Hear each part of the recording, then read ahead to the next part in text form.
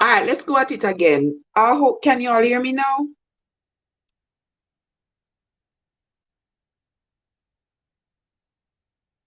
Come, guys, can you all hear me now?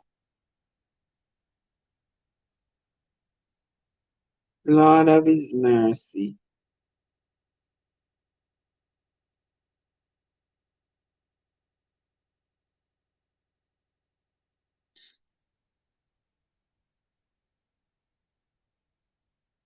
Let me see.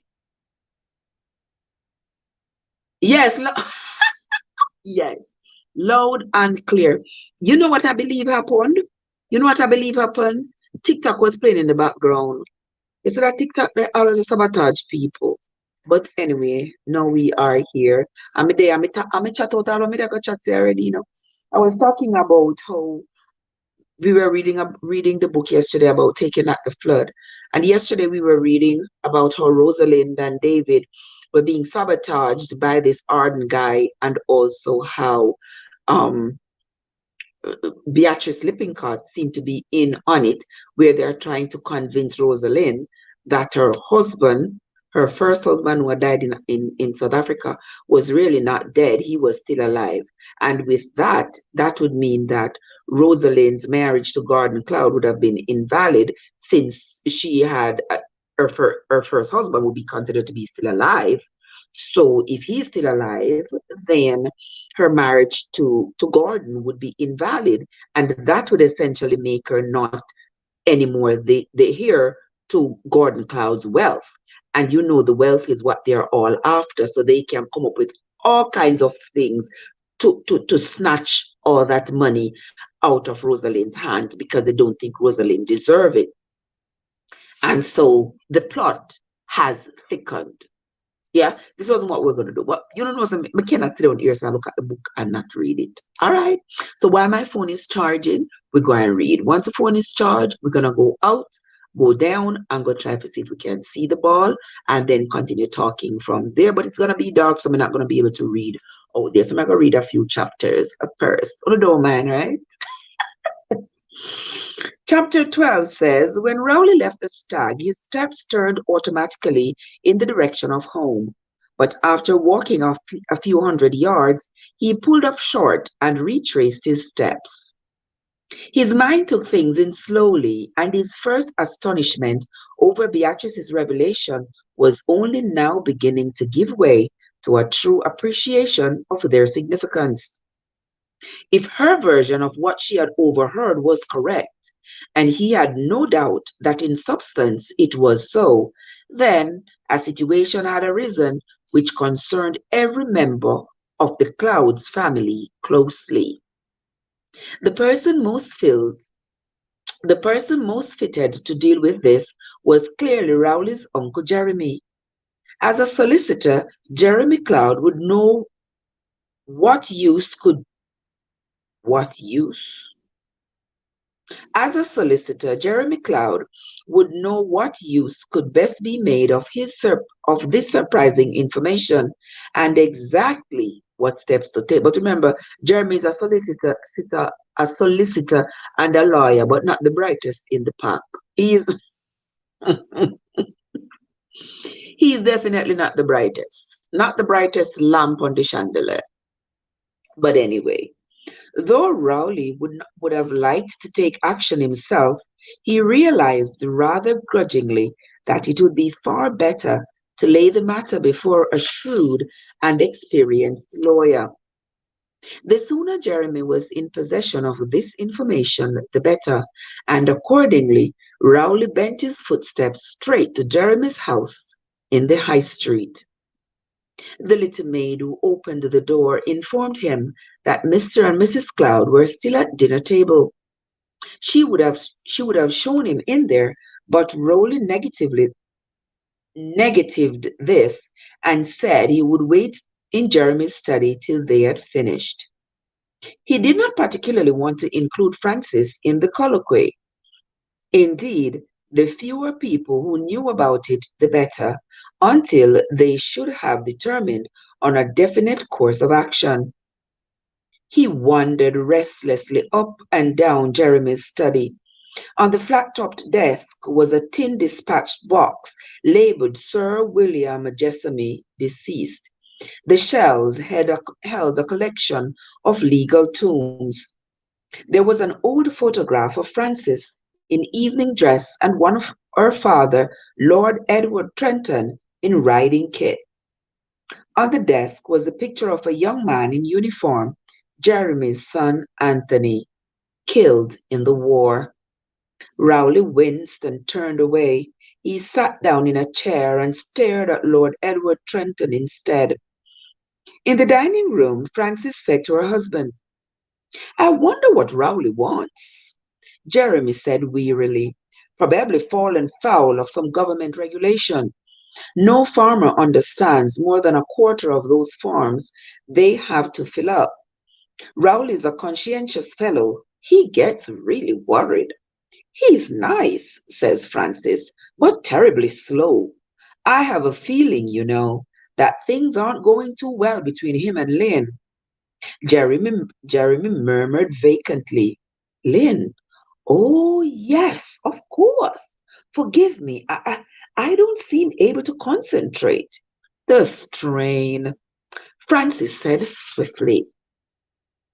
Don't think about it. It's going to be all right, I tell you. You frighten me sometimes, Francis. You are so terribly reckless. You don't realize. I realize everything. I'm not afraid. Really. Jeremy, I'm rather enjoying myself. That, my dear, said Jeremy, is just what causes me such anxiety. She smiled. Come, she said, you mustn't keep that bucolic. I have it marked, which means that when I read the book before, I had looked it up, but we definitely don't remember what that word I mean. So we're going to look again. Bucolic. B-U-C.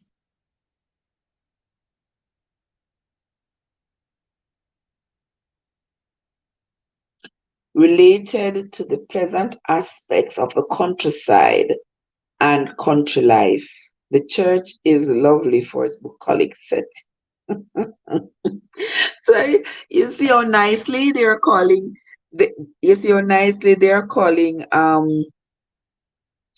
not Jeremy, Rowley. You see how nicely they are calling Rowley a country boy?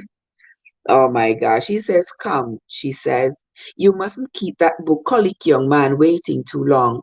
Go and help him to fill up Form 1199 or whatever it is. But as they came out of the dining room, the front door banged shut. Edna came to tell them that Rowley had said he wouldn't wait and that it was nothing that really mattered. Yes, they call him Rowley a country boy. Oh my God. Chapter 13. Let's move on to chapter 13, guys. On that particular Tuesday afternoon, Lynn Marchmount had gone for a long walk. Conscious of a growing relentlessness and dissatisfaction with herself, she felt the need for thinking things out. She had not seen Rowley for some days. After their somewhat stormy parting, on the morning she had asked him to lend her £500, they had met as usual. Lynn realized that her demand had been unreasonable and that Rowley had been well within his rights to turn it down. Nevertheless, reasonableness had never been a quality that appeals to lovers. Outwardly, things were the same between her and Rowley. Inwardly, she was not so sure. I think she likes David. What do you all think? I think she likes David more than just liking him. I think she really likes him. The last few days she had found unbearably monotonous, yet hardly liked to acknowledge to herself that David Hunter's sudden departure to London with his sister might have something to do with their monotony. What we just said? I think she likes David. David, she admitted ruefully, was an exciting person. As for her relations, at the moment she found them all unbearably trying. Her mother was in the best of spirits and had annoyed Lynn at lunch that day by announcing that she was going to try and find a second gardener. Old Tom really can't keep up with things here. But, darling, we can't afford it, Lynn had exclaimed. Nonsense! I really think, Lynn, that Gordon would be terribly upset if he could see how the gardener's gone down. He was so particular, always about the border, and the grass being kept mowed, and the paths in good order. And just look at it now. I feel Gordon would want it put in order again, even if we have to borrow money from his widow to do it. I told you, Lynn, Rosaline couldn't have been nicer about it. I really think she quite saw my point of view. I had a nice balance at the bank after paying all the bills. And I really think a second gardener would be an economy. Think of the extra vegetables we could grow. We could buy a lot of extra vegetables for a good deal less, another £3 a week. You hear that? You hear people like to make plans and think about other people's money to pay for it. That's the hallmark of an envious person. They make big plans, knowing they don't have the money to do it, but you hear her already planning, so she will get the money to borrow from Rosalind. Imagine that. I think we could get someone for less than that, dear. There are men coming out of the services now who want jobs. The paper says so. Lynn said dryly, I doubt if you'll find them in Wormsley Vale or in Wormsley Heath. But although the matter was left like that, the tenderness of her mother to count on Rosalind as a regular source of support haunted Lynn. It revived the memory of David's sneering words. So, feeling disgruntled and out of temper, she set out to walk her black mood off. Her temper was not improved by a meeting with Aunt Katy outside the post office. Aunt Katy was in a good spirits. I think, Lynn dear, that we should soon have good news. Got to make exactly making plans, and then you're making plans to borrow money to fund those plans that you are making, and not borrow from a bank or something else to borrow people's money. You see how people just bad mind and envious? What on earth do you mean, Aunt Katy? Mrs. Cloud nodded and smiled and looked wise. I've had the most astonishing communications, really astonishing. A simple happy ending to all our troubles. I had one setback, but since then I've got the message to try, and try again. If at first you don't succeed, you know what I mean. I'm not going to betray any secrets. Lynn, dear, and the last thing I should want to do would be to raise false hopes prematurely. But I have the strongest belief that things will very soon be quite all right. And quite time too. I am really very worried about your uncle. He worked far too hard during the war. He really needs to retire and devote himself to his specialized studies. But of course, he can't do that without an adequate income. And sometimes he has such queer nervous fits. I am really very worried about him. He's really quite odd. Lynn nodded thoughtfully. The change in Lionel Cloud had not escaped her notice, nor his curious alternation of moods. She suspected that he occasionally had recourse to drugs to stimulate himself, and she wondered whether he were not to a certain extent an addict. It would account for his extreme nervous irritability. She wondered how much Aunt Katy knew or guessed. Aunt Katy, thought Lynn, was not such a fool as she looked. Going on down to High Street, she caught a glimpse of her Uncle Jeremy letting himself into his front door. He looked Lynn thought, very much older just in these last few weeks. Of course, him look older, worrying and fretting about people money. She quickened her pace. She wanted to get out of Wormsley Vale, up onto the hills and onto spaces.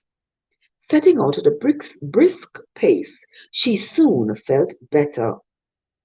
She would go for a good tramp of 6 or 7 miles and really think things out.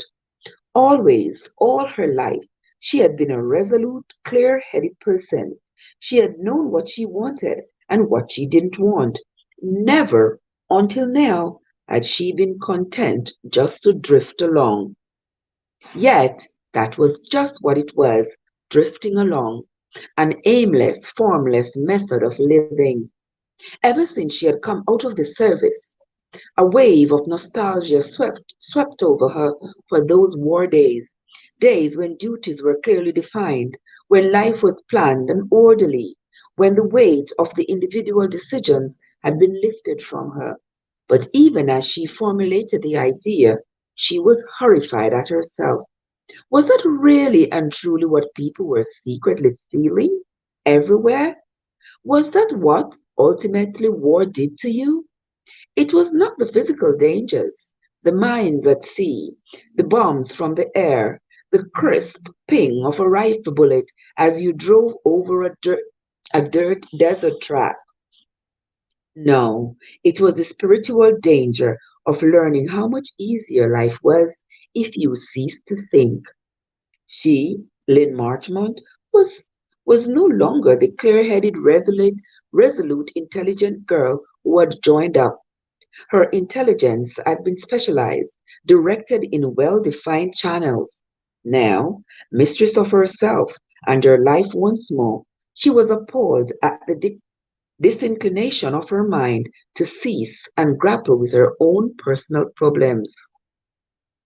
With a sudden wry smile, Lynn thought to herself, odd if it's really what newspaper character, the housewife, who has come into her own through war conditions. The women who, hindered by innumerable small knots, were not helped by any definitive shawls.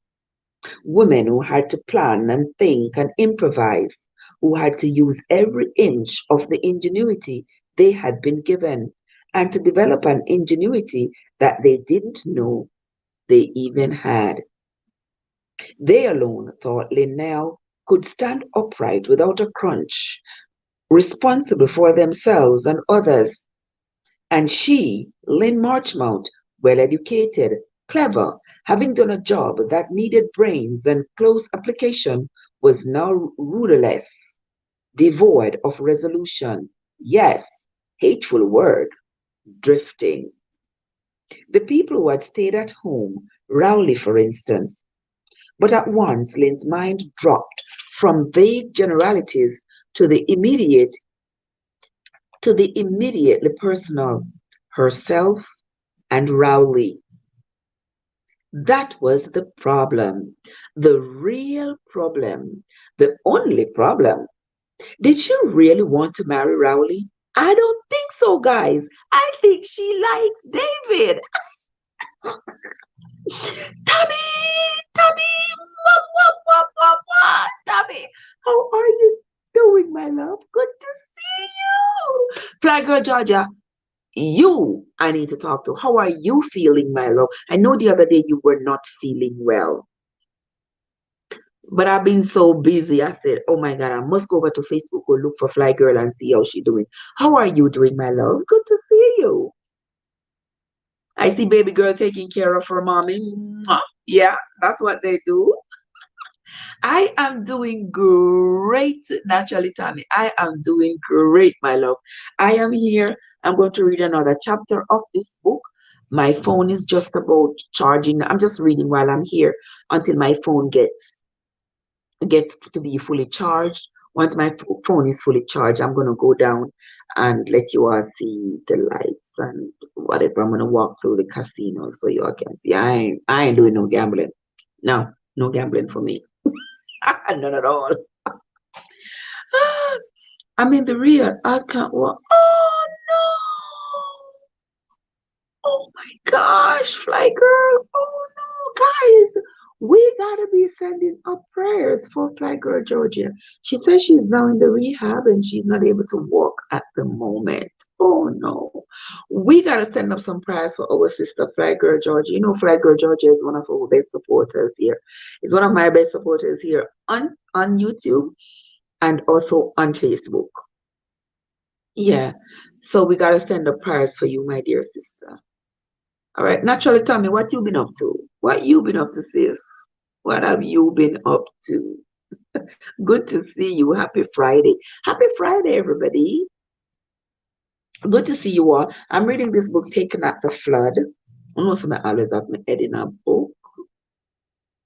Yeah. Yes, guys. We are going to be sending up prayers for you, Fly Girl Georgia, and hope that you feel better soon and that, things work out well for you. Okay.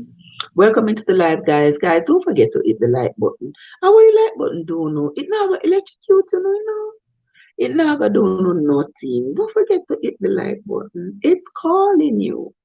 It's calling you.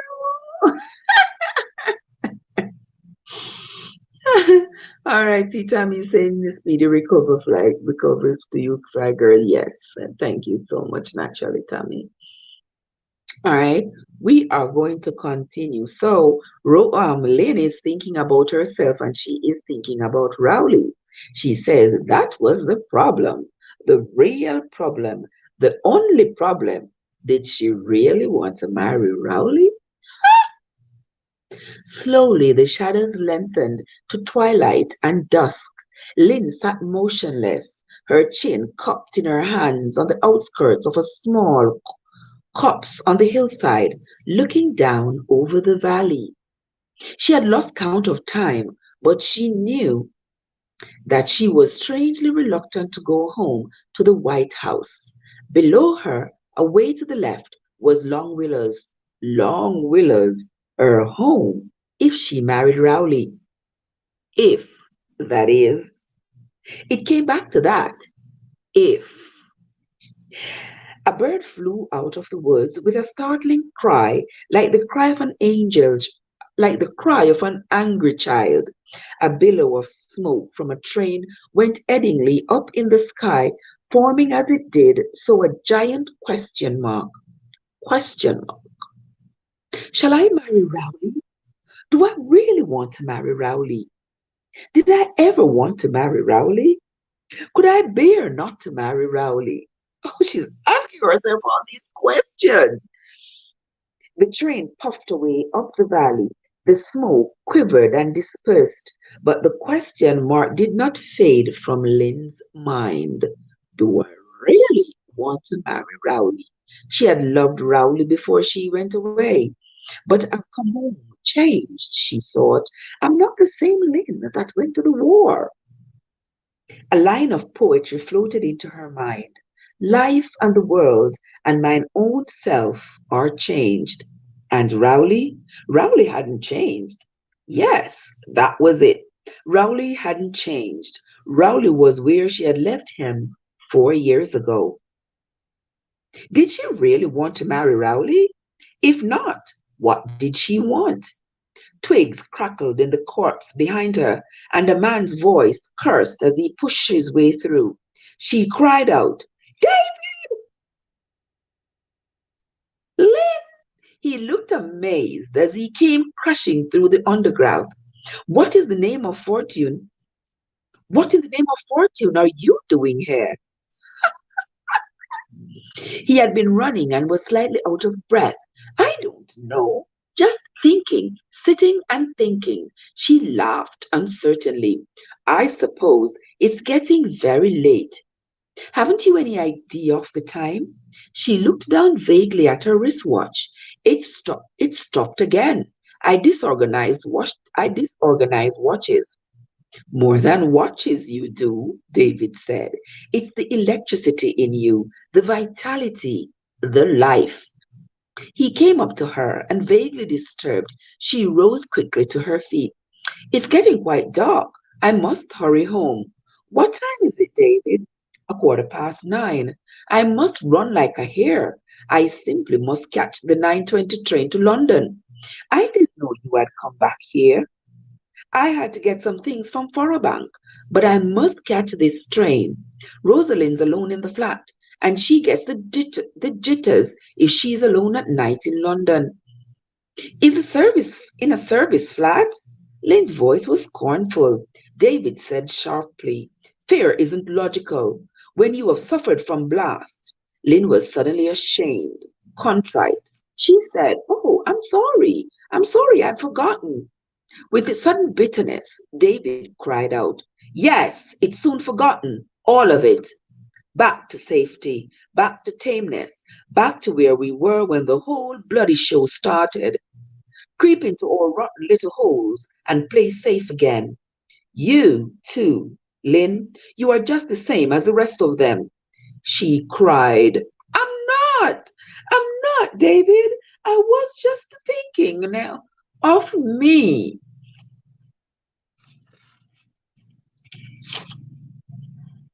His quickness startled her. His arm was around her, holding him to her.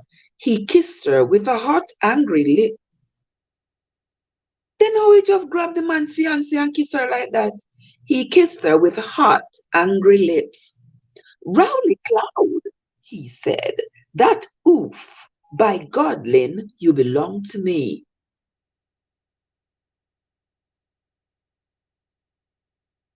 Then, as suddenly as he had taken her, he released her, almost thrusting her away from him. I'll miss the train. He ran headlong down the hillside. David! He turned his head, calling back, I'll ring you when I get to London. She watched him running through the gathering gloom, light and athletic and full of natural grace. Then, shaken, her heart strangely stirred, her mind chaotic, she walked slowly homeward. She hesitated a little before going in. She shrank from her mother's affectionate welcome, her questions, her mother who had borrowed £500 from people whom she despised. We have no right to despise Rosalind and David, thought Lynn, as she went very softly upstairs. We are just the same. We do anything for money. She stood in her bedroom, looking curiously at her face in the mirror. It was, she thought, the face of a stranger. And then, sharply, anger shook her. If Rowley really loved me, she thought, he'd have got that £500 for me somehow. He would. I just know he would. He wouldn't let me be humiliated by having to take it from David. David. David had said he would ring her when he got to London. She went downstairs, walking in a dream. Dreams, she thought, could be very dangerous things.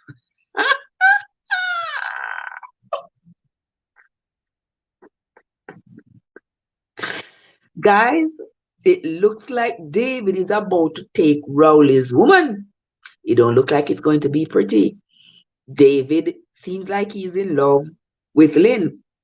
But remember, Lynn is engaged to Rowley. And they're all the same, all desperate for money. Because Uncle Gordon died and left all that money, and all they want is their hands on the money. But Rosalind is the one responsible for the money because she is the widow. Well, when we come back, maybe tomorrow, I'm not sure, it all depends on my schedule tomorrow. But when Raw Chattings is in the house, Raw Chattings, how you doing? My sister Shadeen is here. Shadeen, how you doing? Keep reading the story about me. Let me keep on reading the story about you. Lord is mercy. Maybe keep on reading the story about you. Let me see what chapter 14 say. All right, I'm going to read chapter 14, and this is the last one. This is the last one I'm going to read. Chapter 14 says, oh, there you are, Lynn. Adela's voice was brisk and relieved. I didn't hear you come in, darling. Have you been in long? Oh, yes, ages. I was upstairs. I wish you'd tell me when you come in, Lynn. I'm always nervous when you're out alone, especially after dark. Really, Moms, don't you think I can look after myself? Well, there have been dreadful things in the papers lately. All these discharged soldiers, they attack girls. I expect the I expect the girls ask for it, really. She smiled, rather a twisted smile. Yes, girls did ask for danger, huh? Who, after all, really wanted to be safe? Lynn, darling, are you listening? Lynn brought her mind back with a jerk. Her mom had been talking. What did you say, Mom? I was talking about your bridesmaids, dear. I suppose they'll be able to produce the coupons all right. It's very lucky for you having all your demob ones. I'm really terribly sorry for girls who get married nowadays on just their ordinary coupons. I mean, they just can't have anything new at all. Not outside, I mean. What with the state of, of all one's undies are in nowadays, one just has to go for them. Yes, Lynn, you really are lucky. Really? Really? Really? You are so welcome, Shadeen, my love. Oh my God. Oh, very lucky. She was walking round the room, prowling, picking up things, putting them down. Must you be so terribly restless, dear? You make me feel quite jumpy. Sorry, Moms. There's nothing the matter, is there? What should be the matter? Asked Lynn sharply. Well, don't jump down my throat, darling. Now, about the bridesmaid. I really think you ought to ask the Macri girl. Her mother was my closest friend, remember? And I do think she'll be hurt if what, Mom? I loathe Joan McRae and always have. I know, darling, but does that really matter? Marjorie will, I'm sure, feel hurt. Really, Mom, it's my wedding, isn't it? Yes, I know, Lynn, but if there is a wedding at all, huh? She hadn't meant to say that. The words slipped out without her having planned them. You know why the words slip out? Because they are right here. Excuse me.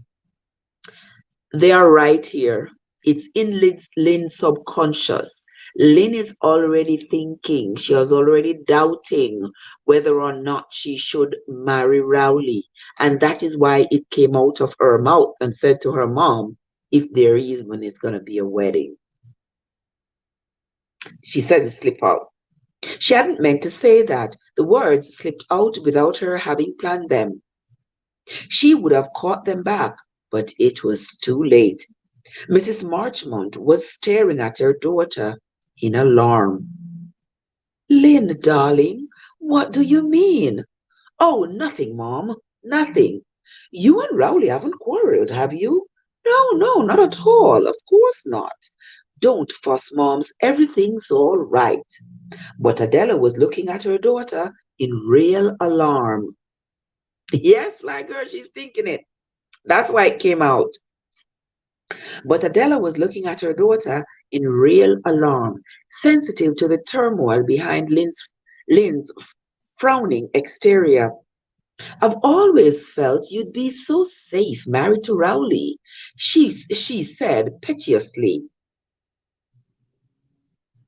Who wants to be safe? Lynn asked scornfully. She turned sharply. Was that the telephone?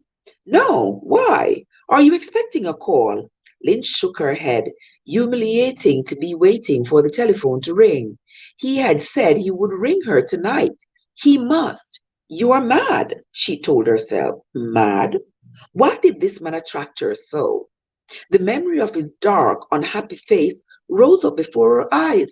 She tried to banish it, tried to replace it by Rowley's broad, good-looking countenance, his slow smile, his affectionate glance. But did Rowley, she thought, really care about her? Surely, if he had really cared, he'd have understood that day when she came to him and begged him for £500. No, she not understand, you know. No, she not understand. She got that £500 from David only because, only because David liked her. So, I don't know if David is trying to buy her affection, but I think that her judgment is also clouded by money. She just like her mother. Remember, say her mother borrowed the $500 from. Remember, say her mother borrowed the $500 from Rosalind, and even Lynn was not happy about it because she said her mother stooped too low to borrow the money to borrow the £500 from Rosalind. All right, all right. Let us continue. Surely, if he had really cared, he'd have understood that day when she came to him and begged him for £500. He'd have understood instead of being so maddeningly reasonable and so matter of fact, marry Rowley, live on the farm, never go away again, never see foreign skies, never smell exotic smells, never again be free.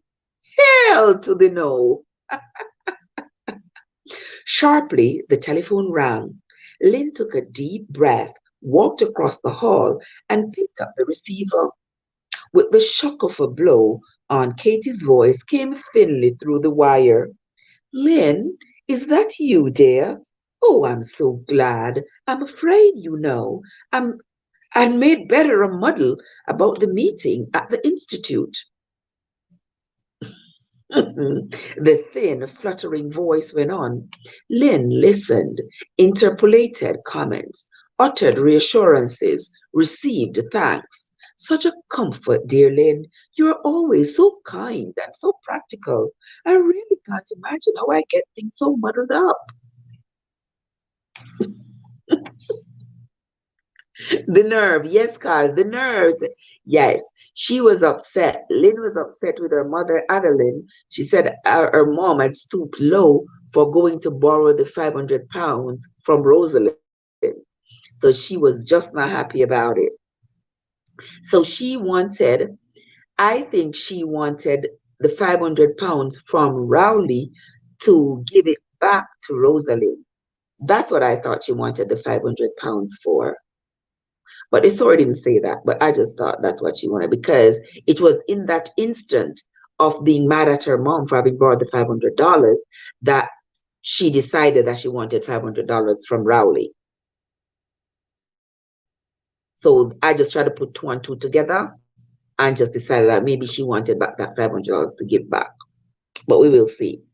Lynn couldn't imagine either. Aunt Katie's capacity for muddling the simplest issues amounted practically to genius. But I always do say, finished Aunt Katie, that everything goes wrong at once. Our telephone is out of order, and I've had to go out to a call box, and now I'm here. I hadn't gone twopence. I haven't got twopence, only half pennies, and I had to go and ask. It pettered out at last. Lynn hung up and went back to the drawing room. Adeline Marchmont, alert, asked, was that? And paused. Lynn said quickly, Aunt Katie, what did she want? Oh, just one of her usual muddles. Lynn sat down again with a book, glancing up at the clock. Yes, it had been too early. She couldn't expect her call yet. At 5 minutes past 11, the telephone rang again. She went slowly out to get it. This time she wouldn't expect. It was probably Aunt Katie again. But no. Wormsley Vale 34? Can Miss Lynn Marchmont take a personal call from London? Her heart missed a beat. This is Miss Lynn Marchmont speaking. Hold on, please. She waited. Confused noises, then silence. The telephone service was getting worse and worse and worse these days. She waited. Finally, she depressed the receiver angrily. Another woman's voice, indifferent, cold, spoke, was uninterested. Hang up, please. You'll be called later.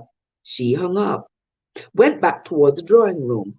The, the bell rang again. As she had her hand on the door, she hurried back to the telephone. Hello? A man's voice said. Wormsley Vale 34? Personal call from London for Miss Lynn Marchmont. Speaking. Just a minute, please. Then faintly, speak up. London, you are through. And then, suddenly, David's voice. Lynn, is that you? They get it all lovely dovey. David, I had to speak to you. Yes. Look here, Lynn. That sounds like he said that in a Kevin Hart's voice. Look. You know, Kevin Hart always say, look here. He said, look here, Lynn. I think I'd better clear out. What do you mean? Clear out of England altogether? Oh, it's easy enough. I've pretended it wasn't to Rosalind, simply because I didn't want to leave Wormsley Vale. But what's the good of it all? You and I, it wouldn't work. You're a fine girl, Lynn. And as for me, I'm a bit of a crook. Always have been. And don't flatter yourself that I'd go straight for your sake. I might mean to, but it wouldn't work. No, no, no. It wouldn't work. No, you had better marry the plodding Rowley. He'll never give you a day's anxiety as long as you live. I should give you hell. She stood there holding the receiver, saying nothing. Lynn, are you still there? Yes, I'm here. You didn't say anything. What is there to say? Lynn, well, strange how clearly she could feel over all this distance, his excitement, the urgency of his mood. His, he cursed softly. He cursed softly. Oh, to hell with everything! And rang off. Mrs. Marchmont, coming out of the drawing room, said, Who was that? A wrong number, said Lynn, and went quickly up the stairs. She says a wrong number. Listen, let me tell you something. Let me tell you something. You see, new love will drive you crazy.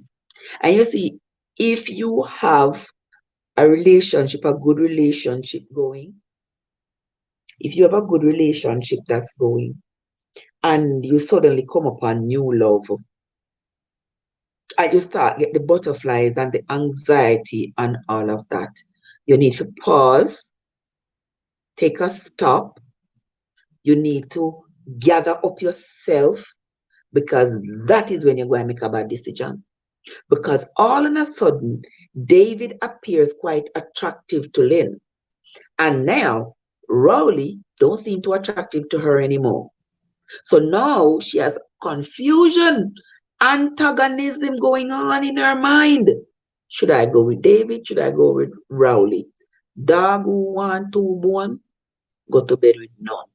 You all remember when we were children, those of us who are Jamaican, we used to have a little story about the dog and the bone. There was a dog who was a very greedy dog. Anything him see other dogs have, he are eating, him want it, and he must stop until he get it. And one day he had a bone, nice big juicy bone, and he was passing by the water where the water was running, and he looked in the water. He saw a reflection of himself with the bone in his mouth, and he swore that that was another dog in the water with a bone. And what did he do? He jumped in the water to get the bone from the other dog. And in that moment, he lost his bone and didn't get another bone. So that can be applied. That the moral of that story: love your own things, care your own things, and stop ready after other people's things. You see all these people in the story. You see all these people. Mr. Catch, you know all of the storybook. Let me know. That's the Caribbean readers. I think that's probably what it was. I thank you so much, Georgia. Thank you so much, my love. But yeah, guys, So you see these people, Lynn, Lynn is now having this antagonism going on in her mind. She don't know if she no longer know whether or not she love Rowley. She no longer know whether or not she want to marry Rowley. Now she's contemplating: should I marry Rowley? Should I start a relationship with David? What is going on in her mind? That's what new love usually happens. Usually cause. For some people it work out, and for some people it never work out. Okay? You said it was too greedy. Exactly, Georgia. Too greedy. Too greedy. So here is Lynn concerned about whether or not she should, whether or not she should continue with Rowley, or start the relationship with David. I don't know what she's going to do. I don't know what is going to happen, but there are so many plots going on in the story at the same time, because Lynn's mother, Adeline, can't say, if you have to ask yourself that question, then maybe not. You're right. If you have to ask yourself whether or not you should, you're already questioning whether or not Rowley is the man for you. And Rowley might very well be the man for her. But just with the injection of another man coming into the mix, makes her mind starts going like this. And then when she matches up Rowley and David, she will see that if David keeps his hands on the money that Rosalind has, then Lynn won't be want for anything. And then she can always cipher off the money and give to our beggy mother named Adeline. Yes. And then the other rest of the Cloud family can manipulate her to get money from Rosalind to give to them. So she would be close to the handling of the money. So I don't know if that is what is on her mind, or is it that she genuinely feels some kind of affection for David. I don't know. I don't know. But when I come back tomorrow, maybe tomorrow morning before we go to the conference, I might read one of that piece of the story. But I want to go down the road. So guess what? My phone is fully charged. My phone is fully charged. So I'm going to cut off this live. I'm going to start one next live. Let me see this off. What is on 60%? Make it charged up. And then I'm going to see if we go out yesterday, maybe out on the pool deck, and see if we can see the ball. All right.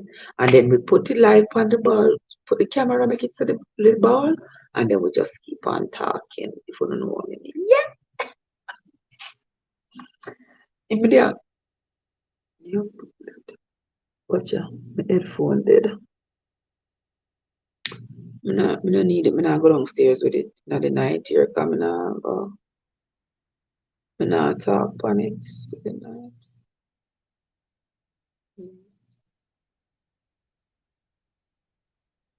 I feel sleepy, but me there Vegas, no sleep.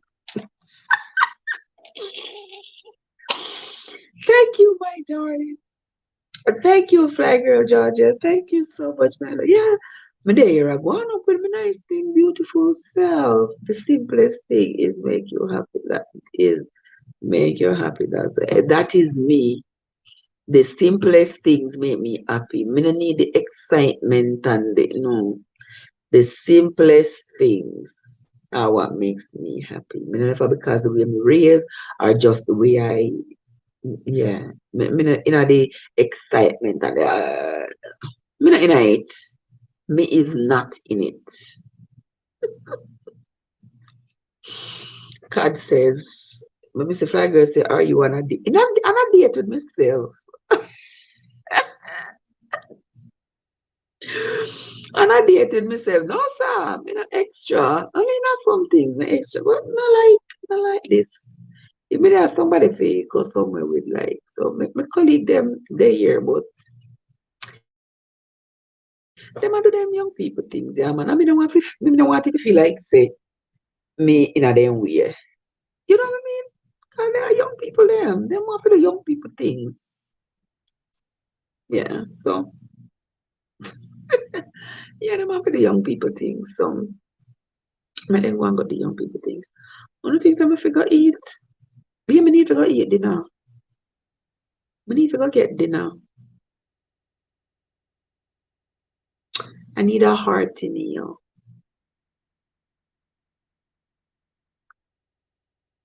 I'm not hungry now. I'm not hungry, but I know me a pay for. Me need to eat my dinner. Where say you are exit? And you what? Me no know. Me have to go downstairs, go to the restaurant, they go get some meal. You want to come with me? You want to come with me regardless. I just want to make the phone here charge. Let me see if my portable charger. Let me see if it's charged.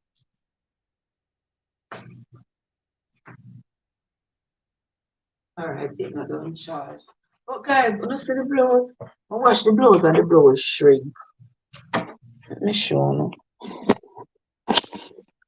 See it so remember the blows so. See it here. I wash the blows and it shrink. See there? The blows shrink. So it kind of looks short. So me I try to dry down. Me I try to dry down. Blows on the buy what the I don't like the material. The material is not the blows nice. The patterning is nice, but the material, you can see me wash it and see there the material also. Yeah, cheap sitting. Also when they buy cheap things. So when you buy cheap things, yeah, so that's not to stretch out the blouse to make it kind of come down. To make it kind of come down. Yeah, that's it then. Wanna tell me. It's fine if you don't draw attention to it. None of us would know. But me I show on still my business. I miss the card from I come over here, my belly gone. I mean I come back. Watch the card. Watch there. Watch there.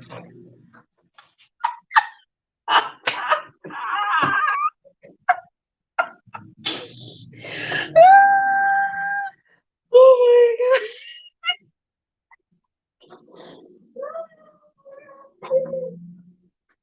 Help my soul, Jesus. And I got things that you can't, but I will. Things that you can't.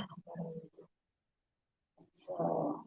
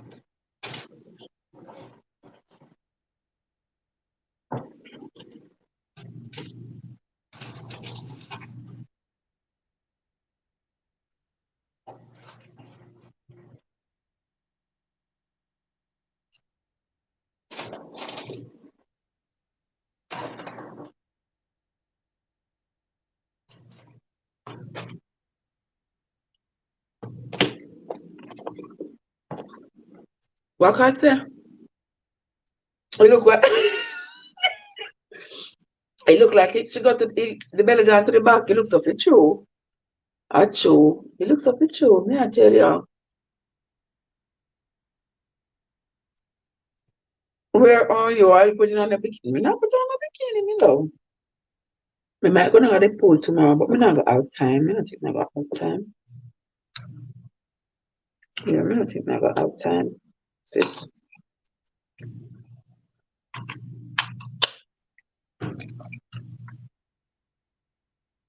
Yeah, so me I cut off this alive. Yeah, me I cut off the live here. And then come go downstairs and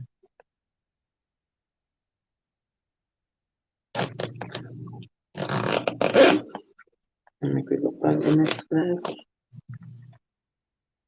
Yeah. Let's go.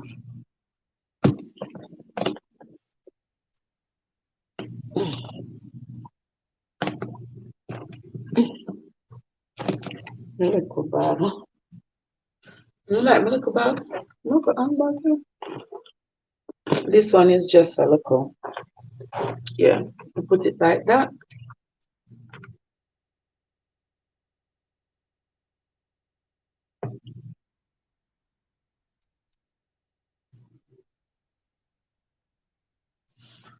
Yeah, just so that I keep everything close by me.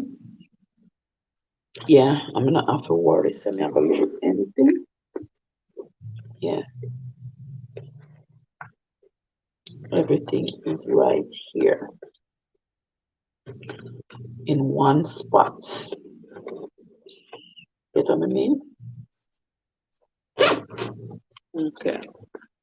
All right, so I'm gonna cut off this live now, and then we're gonna go down this. We're gonna go down the road. We're gonna leave out.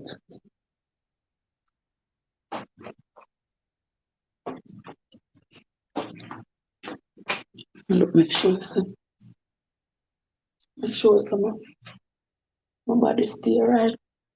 Put on like a perfume. I never know who might end up smell me. Put on like a Chanel. Put on like a toops of Chanel. All right. All right. So I'm gonna cut this live off, and then we're gonna start the new live, the Saturday night live. Let's go.